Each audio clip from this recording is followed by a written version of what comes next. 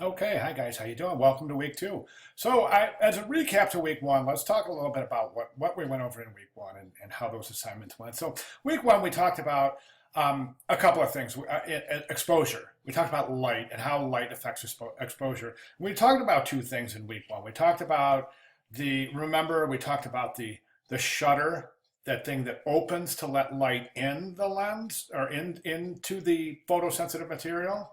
And then we also talked about the aperture, which is the opening that determines the amount of light that is subject to the photosensitive material. So the shutter determines how long that photosensitive material is subject to light. The aperture determines how much light it is subject to. Okay, so I kind of lied during week one because remember I said it was you have you have shutter speed and aperture, and then as we found out, I didn't want to lay this on to you too quick because it gets kind of confusing at first. But once you understand aperture and shutter, then we can introduce what's called ISO. And ISO is basically just the sensitivity of the film, or in this case, the sensitivity of the photosensitive material that's collecting the light. So how does ISO work in conjunction with shutter and aperture? Well, it depends. As we saw during week one, we're working with shutter and aperture, and we're trying to close down the light to get an underexposure or open up the light to get an overexposure. And we have noticed by experimentation that there's a lot of different effects we can come up with a combination of those different techniques. So ISO is something a little bit different. It's the sensitivity of the film itself. So basically, what does that mean? I mean, a higher ISO means that you're able to shoot in darker, low light situations. So if on your camera you're metering and you're checking you're checking your shutter and aperture, and everything looks like exposure is going to be correct, okay, and then you're in really dark light, so you're always going to be seeing an underexposure. So what do you do in that case? You've got your aperture maxed out. You've got your shutter speed as slow as it can go without showing actual vibrations from your hands moving. So the third thing is ISO. We would increase the sensitivity of the photosensitive material, and that would allow that material to collect more light, thereby amplifying the shutter and the aperture settings. Hope that makes sense. It will. But I just wanted to make sure you guys understood shutter and aperture first before we really talked about ISO. Okay, so once we talk about the basics of light and exposure and as such, we also in week one, let me finish off week one in summary. We learned about the camera parts and experimented with our settings and our shutter speed, aperture to provide different effects. And typically cameras have a dial on the top, and they've also got a couple dials on the side. For example, this Nikon's got the settings on the top for your exposure settings on the top, and then over here on the side you have an information button. That's how you get to your ISO settings.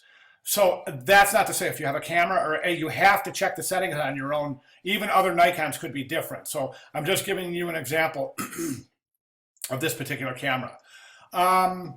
Okay, so we learned about image quality, image resolution, color modes, file types, and white balance. And that's something that's really important. Again, and that's covered again in this week's reading.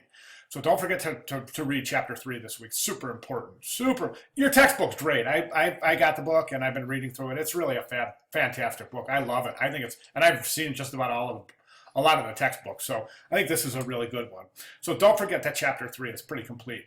All right, so basically, in a nutshell, the purpose of Unit 1 is to see all the possible settings available on your camera, to learn exposure and light, to learn how to adjust settings accordingly, and then to learn all the settings on your camera. Okay, and then we take the rest of the class to learn how those settings affect your output. Okay, so after week one, after the assignment in week one, I think one way, and it kind of covers this right here in this paragraph right here, but it's just a suggestion to basically learn basic exposure control. And what you'll do is you'll start to look at different images and maybe say, okay, how can I duplicate that exposure on that image? Or even go back to week one. It says right here, go back to week one and take a look at some of your peers' submissions and see if they're overexposed or underexposed, take your own camera and see if you can duplicate that exposure. It's a great practice. Another really good practice, guys, is that on your camera's exposure settings, this dial will typically have some preset settings, like there's a sports setting, there's a macro setting, there's a couple other different settings. And I would like you to actually go through and check those and take some shots with those and check to see what the camera is doing and how the camera is setting up these exposure settings based on those presets. It's another really interesting thing to do. Look, if you guys go out and spend a day with your camera, you're going to have this stuff down. You're going to have it down. You'll say, oh yeah, shutter priority mode, sure. And then yeah, you know what I mean? It just right now, and at first it sounds really confusing, but it's not. It just is a matter of getting in there and getting that camera held. I just want you to know how I'm holding my camera, guys. Always from the bottom. Cradle your camera. Okay, when you're shooting, you want to cradle it. When you're holding it, when you're showing it, always cradle your camera. You don't want anything banging around unnecessarily.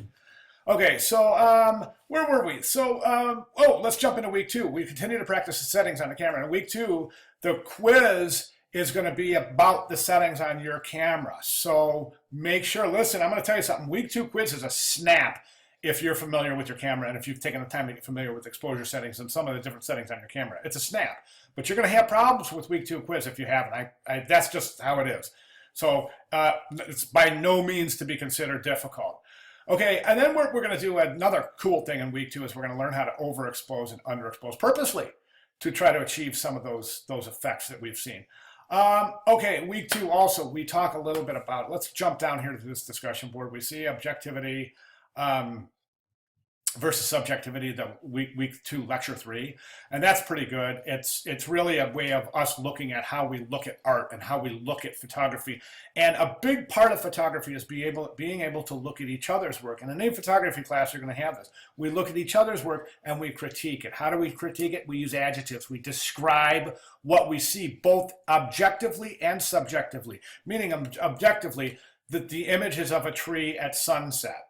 Okay, subjectively, what does it mean to you? What do you think the photographer is trying to say? Are there any underlining meanings or any underlining communication that the designer, the artist, the photographer is trying to put forth? Or is it just an image of a tree? And these are things that don't ever have right or wrong question or answers. They don't. I mean, you could analyze this 50 different ways. None of them is going to be wrong, but it's important that you say what you see. Give us your subjective analysis, your subjective reaction, as well as your objective analysis of the images. Okay, so that's really important too. So then just to round out week 2, you know what, guys, these things are written so well that I don't even have to go in here and there's examples, there's everything you need. But of course, if you do have questions on the writing assignment, the discussion forum, the visual critique, or the quiz, just jump right over, you got it, right over here to general course questions, and you'll know you're there in the right spot there because you have this little image of this little guy pulling his hair out with the questions. It reminds me of me when I was first learning photography. So if you're feeling like that, it's okay. It's okay. It's like I said, it takes a couple of days to get used to the exposure triangle, as it were, and that's shutter speed, aperture, and ISO. And once you do, you'll no longer ever have this look on your face again because it all makes perfect sense from there. Okay, so objectivity, subjectivity, especially in art and photography. Now, if you'll notice, one of our pieces that we are going to analyze this week and critique is a painting. It's actually a cubist painting, and it's very interesting stuff, so enjoy that. And just the reason I say that is because notice we're critiquing artwork instead of photography. Same thing. It's the same thing. Elements and principles of design and visual elements and principles stay the same regardless of the medium. Okay? All right, guys. Any question at all, please? Let's get to the general course questions area. And anything else, if you have any unanswered questions from week 1, let me know. If you have any upcoming questions from week 2, let me know. Wanted to cut this video short before 10 minutes, so I'm going to do that right now. And welcome to week 2, guys. Everybody's doing awesome. Any questions, comments, concerns, or other, please let me know. Thanks, everyone.